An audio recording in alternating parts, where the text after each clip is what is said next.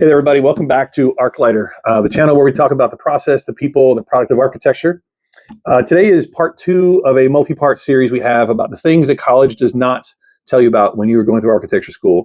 Like I said in part 1, I think it's very important that somebody tells you all the different things that architecture has in store for you. I think we go to school for some really cool stuff, but then you get into the real world, you get into an office, you get into a place where you have to perform, and many parts are not like architecture school. And architecture, as I mentioned in episode 1, is a lot of wide-ranging things. And as I mentioned, episode 1 was kind of know yourself. That's a recurring theme. But knowing yourself is important. But once you're in the profession, then what else do you have to know? So part 2, I will tell you, is all about project management. Project management is a very overused phrase. We're going to talk about that in a few minutes. But I wanted to just talk about project management because I want to talk about it in a different way that maybe people don't always talk about it, and I think that's a good thing to do to stretch the box every now and again. With that, 3, 2, 1, project management.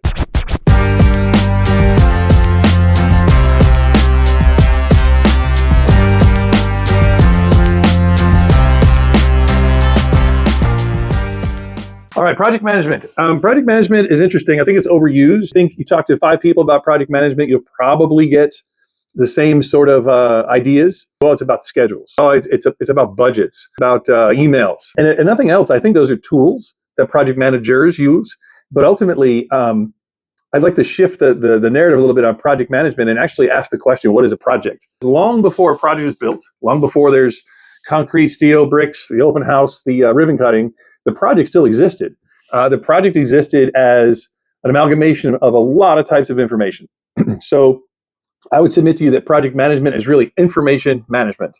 Let that sink in for a minute. Information management. Because once we understand a project as so many types of information, then we can actually start to figure out how we manage all of that information. So what types of information is project management? I would tell you that project management exists in spreadsheets. Project management, information management exists in managing emails, managing schedules, managing budgets, managing time, managing people. We'll talk about people later. That's very, very important. The fact of the matter is that all these different types of information are what the project is before it exists in the physical world. There's actually several projects that are out there that are products out there that people want you to buy that talk about combining all this information into one tool. And in some respects, even something like Revit, which has export programs to talk to contractors to be able to put budgets together by hitting magic buttons and exporting all sorts of quantity takeoffs and things.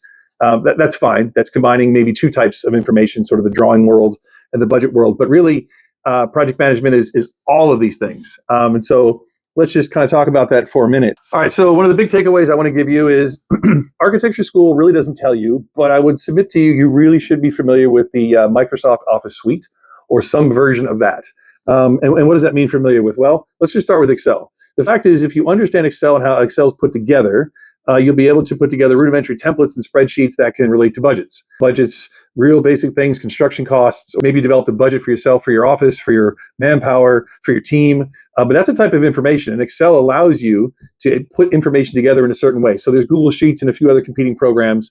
But understanding Excel or some kind of spreadsheet is important. I wouldn't go so far as a database. That's a little more heavy-handed. Architects don't have to deal with databases too much. The next one, it goes without saying, but I'll say it anyways. Architecture school doesn't tell you, but you really need to understand Microsoft Word. Fact is we write a lot of letters, we write a lot of materials, and you want to look professional.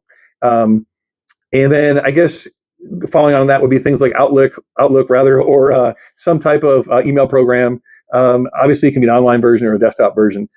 But if you go to an architectural office in the first day and you don't understand these things, haven't delved into them, you're kind of on the 8 ball. But more importantly, they're all different types of information, right? Excel spreadsheets, Google, or rather Word, documents and so on is important. I mean, I could even throw in something like a PowerPoint, not even for like big fancy presentations, but PowerPoint for chunky arrows and dashed lines. PowerPoint is a really good on-demand sort of graphics program without getting crazy over the top with really, really expensive programs. So those are all different types of information. Architecture school doesn't tell you should know those things, but quite frankly, you go to community college, you can do some online things, and you can understand that. And then as soon as information starts to come in those formats, you'll be able to manage that information better. Other types of information that happen, we're all interested in what Revit is, and I get that, or some 3D program. There's a few other ones out there, obviously. But really, if you understand that, you have to get past that as information. Your graphics program, your design intent drawings, leads you to all these other worlds. You have to manage specifications and project manuals. You have to understand that as a very particular type of information. If you're in a big firm, you might have a specification person. If you work with a construction firm, there's people that their whole job is to go through our project manuals as architects and find stuff and talk about stuff. That's a very particular type of information. And by the way, that stuff changes all the time. Certain firms kind of have a set it, forget it mentality when it comes to specifications. And next thing you know, this company bought that company, your specifications are outdated.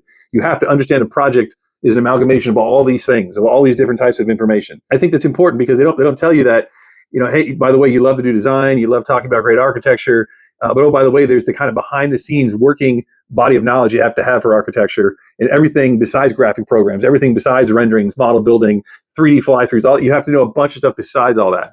And that'll become a recurring theme in your career probably, which is you go to school for a certain amount of things or you think that's your profession, but really that's only maybe 10 or 15% of the profession is what you learned in school. And what you do on every day is really 85 or 80% of other stuff. Managing information is really important. I would tell you that information management also has to do with things that come from other people.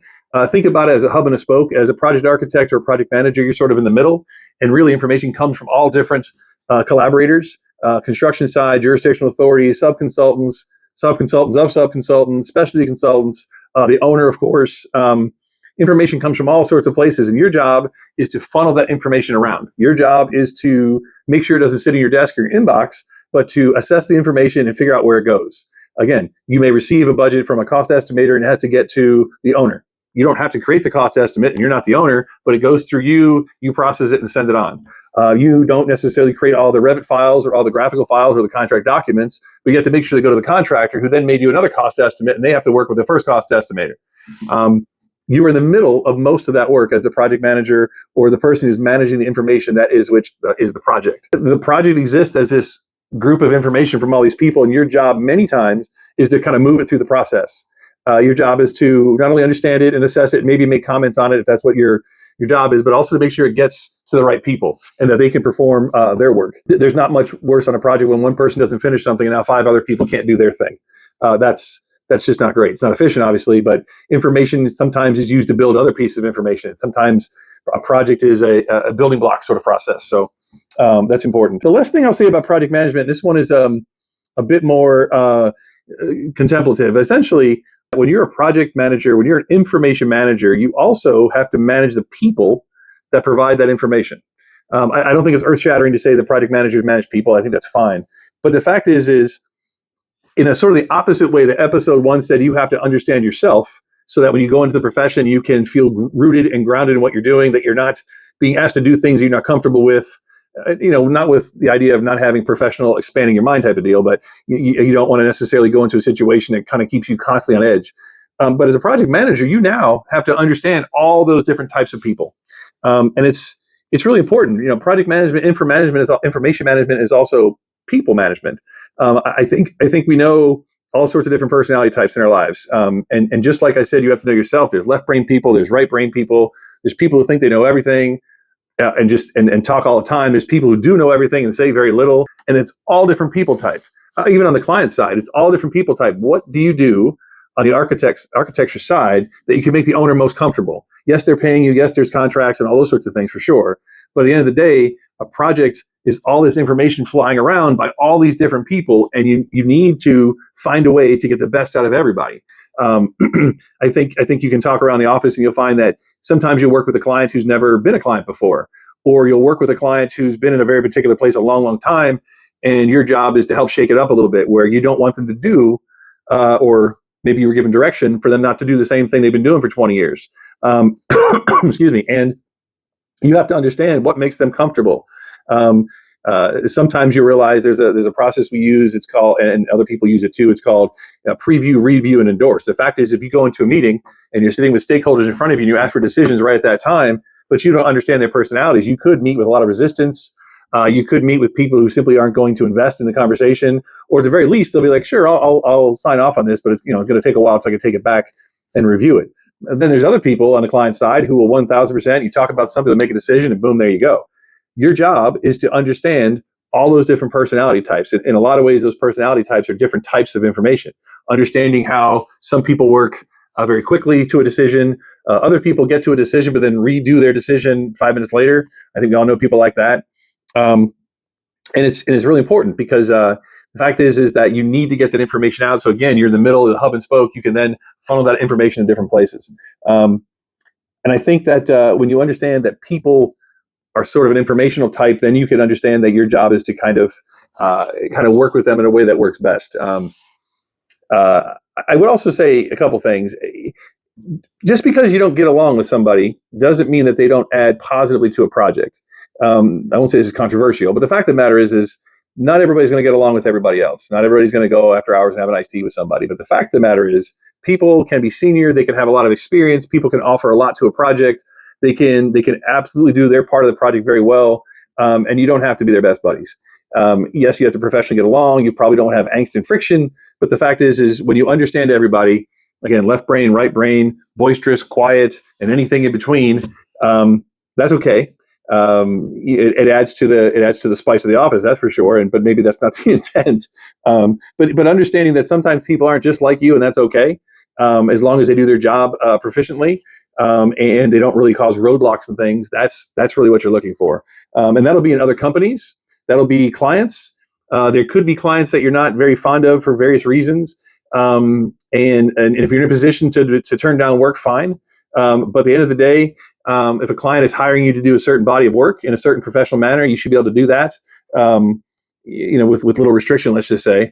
And so all those things are important. To recap, today's episode really wanted to focus on project management as really more like information management. And I think understanding that colleges don't necessarily teach you, or they don't, in this case, emphasize that when you go out in the architecture world, you really should know basic graphics programs, not like Revit and AutoCAD, definitely, but even things like PowerPoint. You should know Excel. You should be proficient in Outlook and Word, or Google or some other online kind of cloud-based platforms. Definitely have to do that, if nothing else, because that's the way information is going to be sent to you. I could tell you should know some specialty programs, like something like a Microsoft project, and those would be great. And if someone sends to you a Microsoft project file and you have no way to open it up, that's one thing. But if they send you a PDF of a project, you should understand a Gantt chart. You should understand a critical milestone chart. That's information that group was intended to give to you. You assess it, you look at it, and you send it on to somebody else, or you make comment and send it back. To throw your hands up and say, I was never taught that in school is not very helpful. The second thing I wanted to mention is that project management is information management. That in a lot of ways, people are different types of information, and you get information from different types of people. So managing people, not only on their skill level, their experience. This is a 2-year guy. This is a 22-year guy. That's all fine. But understanding that we're not robots. We're not AI yet.